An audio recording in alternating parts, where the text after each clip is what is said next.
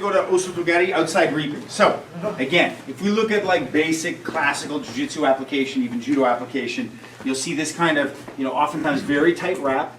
And the idea is that I never want to deform myself while allowing him to maintain structure, because he's going to slam me to the ground, right? So every movement I make, I should be as good or better,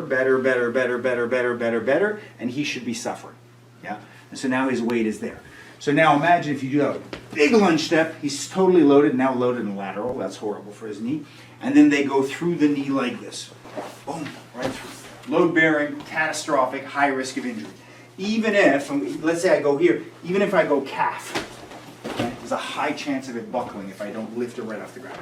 So, easier to get, his foot doesn't move. So let's look at how can we get a void sweep with minimal injury, right? Again, the danger is less, but the challenge is he wants to move.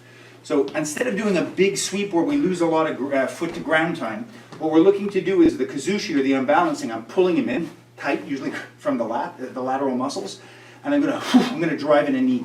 I want to be careful not to drive in a knee like an extended Muay Thai knee like that, because we're in a tight clinch and he can take me down. So I want to drive it as if I'm stepping. My head does not want to change places for the knee. There's nothing wrong with that in some contexts. If I'm pulling hard and looking to get away, it's okay. But if I pull hard like that and then look to get in, it can be tougher. So I want to drive my head in. I don't want to bend my back. I'm still hitting from my tailbone, but the exchange is less. My tailbone is going to come under my head, and boom, I'm driving in here. And then immediately after that, I'm just corkscrewing the foot out, and I'm driving my mass behind. So this way, even though the leg is lighter, it's harder for him to move, right? And if I did want to do a load bearing, where I drive him in more like this, then hit, now there's less of a reap and more of a foot block. It can be done pretty fast. You can do it from all sorts of positions. The tighter you are, the harder it gets for his knee. Make sense? So nice and easy. You can do either side. When I'm working, I get it tight with my hips, drive, plant, and step outside.